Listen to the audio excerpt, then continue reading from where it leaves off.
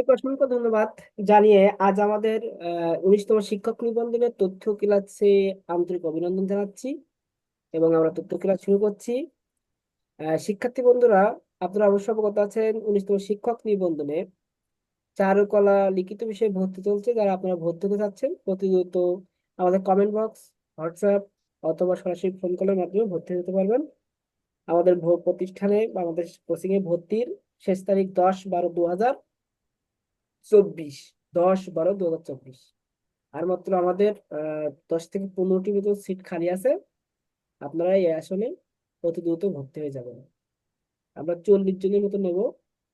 আমাদের অলরেডি 30-এর কাছাকাছি স্টুডেন্ট হয়ে গেছে। সবাইকে অসংখ্য ধন্যবাদ জ্ঞাপন করছি আবারও, এবং আমরা সরাসরি আমাদের ক্লাস করবে যাচ্ছি। যারা শীটটি পেয়েছেন অবশ্যই নিজেদের সংগ্রহ রাখবেন, কোনো প্রিন্ট করা লাগবে না। এখন আমি সাজেশন দেবো, তারপর প্রিন্ট করবেন। এখন একটা শীটও প্রিন্ট করতে হবে না, জাস্ট ক্লাসগুলো সুন্দরভাবে করবেন। আর যারা শীট পাননি, যাদের জিমেলে শীট যায়নি, আপনারা অবশ্যই জানাবেন, আমি সাথে সাথে আপনার জিমেলটা সংশোধন করে শীট দিয়ে দিব। আর যারা এখনো পর্যন্ত গ্রুপে যুক্ত আছেন কিন্তু ভর্তি হননি, অতি দ্রুত ভর্তি হয়ে যাবেন। তা নাহলে কিন্তু আপনারা অনেক পিছনে পড়ে যাবেন। কারণ ভর্তি ছাড়া আপনাকে সেইভাবে গাইডলাইন করা হচ্ছে না, এটা আপনাকে বুঝতে হবে। শুধু প্র্যাকটিক্যাল বিষয়ে আপনি আগায় গেলে হবে না, আপনাকে তথ্য বিষয়ে আগাতে হবে। তা না হলে আপনি পিএইচডি পরপরই দুইটা জিনিস একসাথে শেষ করা আপনার জন্য কঠিন হয়ে যাবে। আমাদের আজ আলোচনার বিষয় নগর পরিকল্পনায় সিন্ধু সভ্যতার শিল্প নির্মাণ। আজ আমাদের আলোচনা থাকবে কি, নগর পরিকল্পনায় সিন্ধু সভ্যতার শিল্প দর্শন বিশ্লেষণ করো। প্রত্নতাত্ত্বিক খননের মাধ্যমে যে নগরের ধ্বংসাবশেষ ও প্রত্ন নিদর্শন খুঁজে পাওয়া গেছে, তাতে জানা গেল যে হরপ্পা, মহেঞ্জোদারো, লোথাল, কালিবঙ্গান ছিল নগর কেন্দ্রিক সভ্যতা। নগরসমূহের গঠনশৈলী দেখে ধারণা করা হয় এই সভ্যতা মানুষের গ্রামীণ জীবন পরিত্যাগ করে পরিকল্পিত নগর গড়ে তুলেছিল, এবং সিন্ধু সভ্যতা ছিল তার সমকালীন মানব সভ্যতার একটি উন্নত সভ্যতা। কেননা এই নগরসমূহের পরিকল্পনা দেখলে খুব স্বাভাবিকভাবে ধারণা করা যায় যে সেই সভ্যতার নগরবাসী সুশৃঙ্খল ও স্বাস্থ্যসম্মত নগরায়ণ করার ব্যাপারে মনোযোগী ছিল। মহেঞ্জোদারো নগরসমূহ গড়ে উঠেছিল প্রায় 1 বর্গমাইল এলাকা জুড়ে, আর হরপ্পা নগরের সমতল ভূমির সীমা ছিল 2.5 মাইল। মহেঞ্জোদারো গড়ে উঠেছিল সিন্ধু নদের তীর ঘেঁষে। অন্যদিকে সিন্ধুর উপনদী রাবি বা ইরাপতির তীরে গড়ে উঠেছিল হরপ্পা নগরী। দুটি নগরী মোটামুটি একই পরিকল্পনায় গড়ে উঠেছিল। উভয় নগরী প্রধান দুটি অংশে বিভক্ত ছিল। একটি অংশ অপেক্ষাকৃত উঁচু, সেখানে ছিল একটি দুর্গ। বাকি অংশ ছিল নিচু। উচ্চ শ্রেণীর লোকেরা সাধারণত থাকতো দুর্গ এলাকায়, অর্থাৎ উঁচু এলাকায়, এবং নিচু এলাকায় সাধারণত দরিদ্র, যারা কর্মজীবী মানুষ, এরাই বসবাস করত। প্রকৃত শহরটা ছিল দুর্গ এলাকায়, কারণ এই দুর্গ এলাকায় আপনার উচ্চ শ্রেণীর মানুষ, শাসকরা বসবাস করত। নগরগুলোর বৈশিষ্ট্য ছিল কেমন সেই সম্পর্কে, মানে নগরের যে শিল্প নিদর্শন কি কি ছিল, সেই শিল্প নিদর্শন গুলো এখন তুলে ধরবো। স্থাপত্য শৈলীগুলো, হরপ্পা মহেঞ্জোদারো, মানে এদের যে একটা আকর্ষণীয় জায়গা ছিল সেটা হলো রাস্তা। আকর্ষণীয় জায়গা ছিল সেটা কি, সুসজ্জিত রাস্তা। হরপ্পা, মহেঞ্জোদারো এবং কালীবঙ্গানের রাস্তাগুলো ছিল সোজা এবং বিস্তৃত, এবং সেটি ছিল উত্তর থেকে দক্ষিণে এবং পূর্ব থেকে পশ্চিমে। একদিকে রাস্তা অন্যদিকে রাস্তার সঙ্গে সমকোণে সংযুক্ত। প্রধান রাস্তাগুলো ছিল 9 ফুট হতে 34 ফুট চওড়া। 5 ফুট চওড়া ছোট ছোট গলিপথ ছিল। নগরবাসীর সুবিধার্থে হরপ্পা ও মহেঞ্জোদারো নগরের রাস্তার পাশে সমান দূরত্বে ল্যাম্পপোস্ট স্থাপন করা হয়েছিল, এবং এই রাস্তাঘাট পরিচ্ছন্ন রাখার উদ্দেশ্যে পথের পাশে ডাস্টবিন রাখার ব্যবস্থা ছিল। রাস্তার প্রান্ত সীমায় বাড়িঘর বৃত্তাকারে নির্মিত হতো। এরপর দেখেন গৃহ নির্মাণ ও দুর্গ স্থাপত্য। সিন্ধু সভ্যতার বিভিন্ন আকৃতির বসতবাড়ির সন্ধান পাওয়া গেছে। নগরীর বেশিরভাগ বাড়ি পোড়া ইট দিয়ে নির্মিত ছিল। প্রত্যেকটি আবাস গৃহ প্রাচীর দিয়ে ঘেরা ছিল। আকার ভেদে 2 কক্ষ থেকে 5 কক্ষ বিশিষ্ট বাড়ির নিদর্শন আবিষ্কৃত হয়েছে। কোন কোন বাড়ি ছিল বহুতল বিশিষ্ট। বাড়িগুলিতে নানা আকারের কক্ষ, কুয়ো ও স্নানাগার থাকতো। এছাড়াও শয়নকক্ষ, রান্নাঘর, গুদাম ঘর, এরকম দুই তিনটা দিয়ে ইত্যাদি দিয়ে দেবেন। নিচে অত বিস্তারিত লেখার দরকার নেই। তারপরে এগুলো আলো বাতাসের জন্য পর্যাপ্ত জানালা দরজা ছিল। বৃহৎ হল, 80 ফুট, 80 বর্গ ফুট এর আয়তন ছিল, এবং এর দরজা জানালা ছিল অনেক প্রশস্ত। তাছাড়া সবচেয়ে বড় যে রুমটা ছিল সেটা ছিল 230 ফুট বাই 78 ফুট আয়তনের। এরপর দুর্গ, হরপ্পা মহেঞ্জোদারোতে একটি করে দুর্গ নির্মিত হয়েছিল। দুর্গ দুটির স্থাপত্য দিক থেকে যদি আপনি চিন্তা করেন, তাদের পরিকল্পনা ছিল একই রকম। ওই হরপ্পা মহেঞ্জোদারো ওদের যে দুর্গগুলো নির্মাণ করা হয়েছিল ওই একই প্রকৃতি, একই ধরনের। দুর্গগুলোর দৈর্ঘ্য ছিল 1200 ফুট এবং প্রস্থ ছিল 600 ফুট।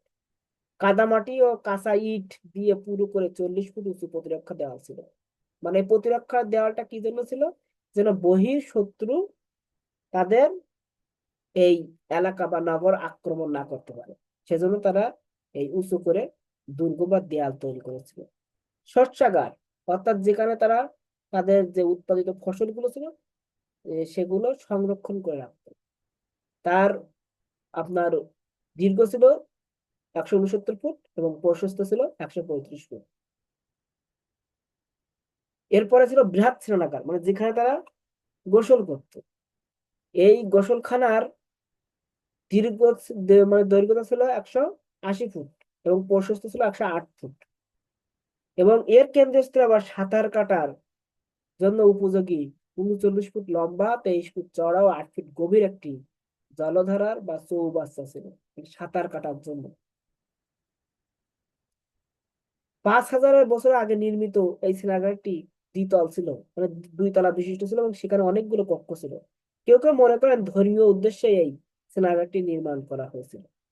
এরপর পানি সরবরাহ পয় প্রণালী, মানে কিভাবে পানি তারা সরবরাহ করতো, আর এই পানি কিভাবে, মানে উচ্ছিষ্ট পানি যেগুলো নোংরা পানি সে কিভাবে তারা এগুলো বাইরে ফেলে দিত, সেই বিষয়ে কথা বলছি। হরপ্পা মহেঞ্জোদারোর নগরীর বাসীদের, মানে যারা এই নগরে বসবাস করতো, তাদের পানি সরবরাহের চমৎকার ব্যবস্থা ছিল। পথের ধারে অনেক কূপ খনন করা হতো, অনেক বাড়ির উঠোনেও কূপ ছিল। বেশিরভাগ কূপ পাওয়া যায় গলিপথের ধারে। মহেঞ্জোদারোর চেয়ে হরপ্পাতেই বেশি কূপ খননের নিদর্শন রয়েছে। বেশিরভাগ নগরের পরিপ্রণালী ছিল উন্নত মানের। পয় নিষ্কাশনের জন্য মাটির নিচে ড্রেন বানানো হতো। মানে ওই যে আমি যেটা বললাম, মানে যেটা নোংরা পানি, অবশিষ্ট পানি, সেটা কিভাবে বাইরে ফেলে দিবে, বাইরে বের করবে, তার জন্য তারা মাটির নিচ দিয়ে ড্রেন তৈরি করতো। এই সেই ড্রেনের, মানে গোসলখানার যে নোংরা পানিগুলো ছিল, ময়লা পানিগুলো ছিল, এই ড্রেন দিয়ে বের হয়ে যেত। ড্রেন তৈরিতে ব্যবহার করা হতো পুরানো ইট।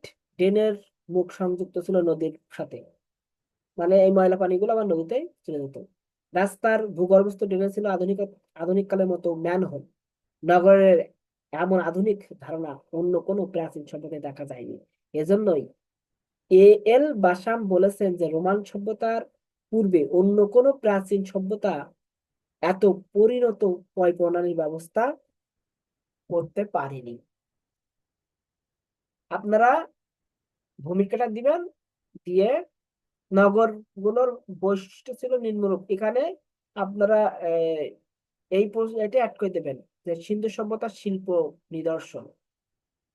ঠিক আছে, সিন্ধু সভ্যতার শিল্প নিদর্শন, এই কথাটা এখানে দিয়ে এই 5টা পয়েন্ট দেবেন। 5টা পয়েন্ট দিলেই হবে। নগর পরিকল্পনায় সিন্ধু সভ্যতার শিল্প নিদর্শন, তার মানে একটা নগরকে সৌন্দর্য বর্ধিত করতে গেলে কি কি প্রয়োজন হয়, তাহলে আপনার পর্যাপ্ত রাস্তার ব্যবস্থা থাকতে হবে, মানে সুন্দর রাস্তাঘাট থাকবে চলাচলের জন্য। তারপরে আপনার বিদ্যুৎ লাইন থাকবে, আহ, বর্তমানের প্রেক্ষাপটে আমি বলছি। তারপরে পানির আপনার সরবরাহ এবং পানি পয় প্রণালী থাকবে। তারপর আলো বাতাস যাতে থাকে, সেজন্য প্রদত্ত গাছগাছালি থাকবে, হয়তো সুন্দর একটা নগরায়ন তৈরি হয়। সেই লক্ষ্যেই কে মানে সামনে রেখে এই সিন্ধু সভ্যতার যারা শাসনকর্তা ছিল তারা এইটাকে মাথায় রেখে তারা এই সিন্ধু সভ্যতার নগরগুলো সুন্দর গড়ে করেছিল। বর্তমানের সাথে একটু মিলাই দেখবেন যে নগর আর গ্রামের সাথে পার্থক্য, গ্রামে যত যথাযথ আপনার রাস্তাঘাট থাকে না। রাস্তাঘাট থাকলে সেগুলো মাটির, বর্ষাকালে খুবই স্যাঁতসেঁতে থাকে। কিন্তু শহরে দেখবেন রাস্তাঘাট গুলো ঢালাই করা থাকে অথবা পিচ অথবা ইটের থাকে, যা বর্ষাকালে কাদা জমে না, সেখানে সহজেই ভালোভাবে যাতায়াত করে।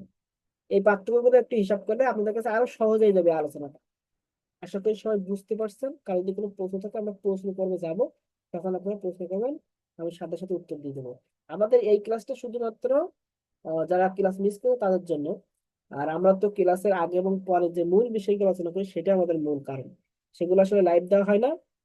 সেজন্য আপনার শেষ পর্যন্ত ক্লাসে থাকবেন। আমরা এরপর ক্লাসের যে গতদিনের মূল্যায়ন আছে সেই মূল্যায়নে যাব, এবং সাথে সাথে আমি আপনাদের কিছু বিষয় দেখাবো। যে শাহিনুদ্দিন যেমন প্রশ্ন করছে যে আহ এটা কেমন করে দিবে নদীর পাড়টা, ওটা একটু দেখাবো, আপনারা একটু দেখবেন। আমরা আজকে লাইভ ক্লাসটি এখানে শেষ করছি। সবার সুস্বাস্থ্য এবং মঙ্গল কামনা করে আমাদের ক্লাসটি শেষ করছি। আর ক্লাস শেষ করার আগে সবার উদ্দেশ্যে জানাতে চাই যে আপনারা যারা মুসলিম শিক্ষক নিবন্ধনে এখনো ভর্তি হতে পারেননি, দ্রুত যোগাযোগ করে ভর্তি হয়ে যাবেন। সবাইকে অসংখ্য ধন্যবাদ।